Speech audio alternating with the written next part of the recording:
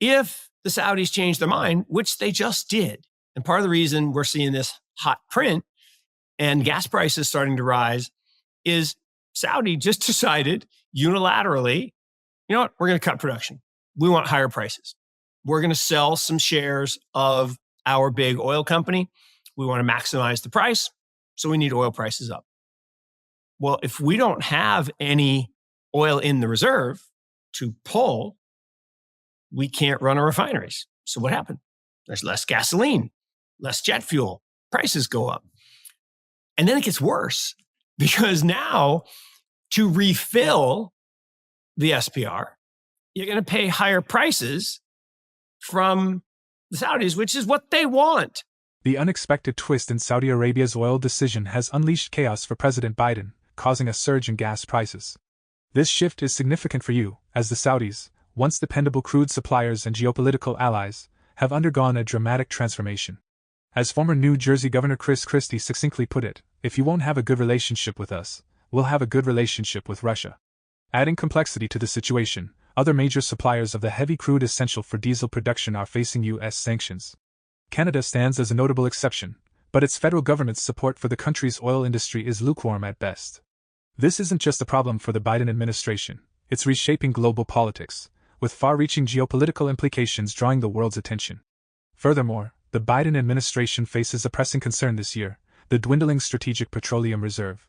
Currently it's at its lowest level in 4 decades, and promises of refilling it have failed to materialize, even when prices were within the administration's desired range.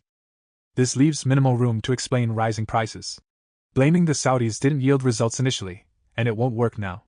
Similarly, blaming the Russians has become an overused excuse, diminishing its impact with each repetition. With no other convenient targets to blame for high prices, the situation becomes even more critical. In this video, Marcus Go delves into the specifics of Saudi Arabia's unilateral decision and its far-reaching effects on the US and global economies. Please take a moment to like this video, subscribe to the channel, and don't forget to drop your comment and observations in the comment section below. Thanks and enjoy the video. Saudi has left. They've left the building, right? You know, we cut a deal with Saudi in the 70s, the early 70s, and we had a deal, right? We protect them at all costs, regardless of what happens. And they price oil transactions in dollars and create dollar hegemony. And that's gone. It's gone.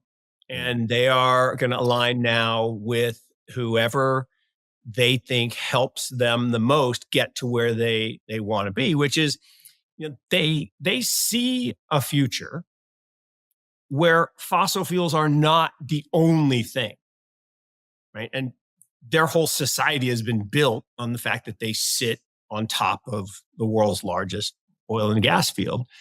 And so they've been trying to figure out what to do. And what they've decided is they're not going to be monogamous anymore.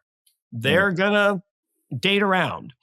And, you know, that was most evident. We talked about this, you know, last year, pre-election, where, you know, the big guy said, I'm going to go to Saudi and I'm going to get them to, you know, pump more and lower gas prices so I can get my Dems elected.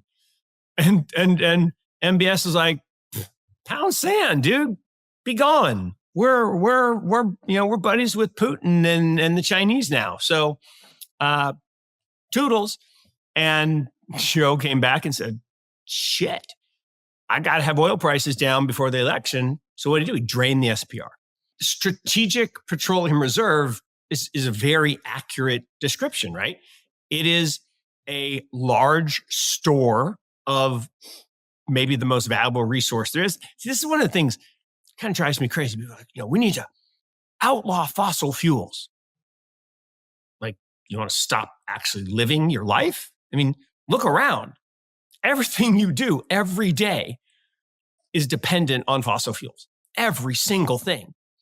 And this idea that somehow we can stop using fossil fuels is just nonsense. Doesn't mean we can't use other things, but can't do it.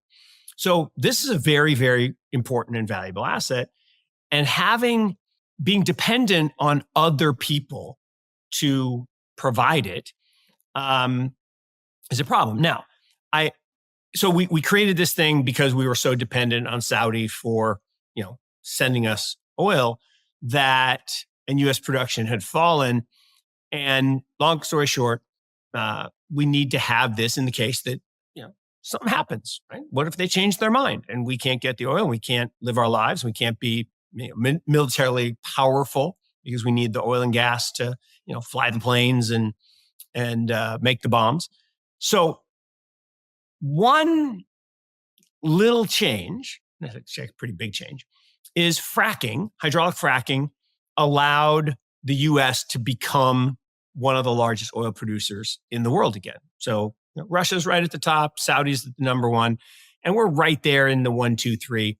Now there's some subtle differences. We produce light sweet crude versus heavy sour crude. Most of our refining infrastructure in the United States is for heavy sour because we imported so much from Saudi.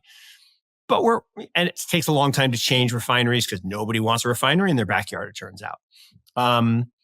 They do emit a few pollutants, actually. But so we can't just switch on a dime. So what do? We actually have to export all this light sweet crude to other countries that have the refining capacity for that because we can't really refine it. So we're in this place where we're still dependent on Saudi because they have the heavy sour. The decision to cut oil supplies was not entirely surprising. However, what caught everyone off guard was the duration of the extension. It signaled that the major oil producers within OPEC Plus were serious about boosting prices and were determined to achieve it. This move further strained the delicate thread holding U.S.-Saudi relations together.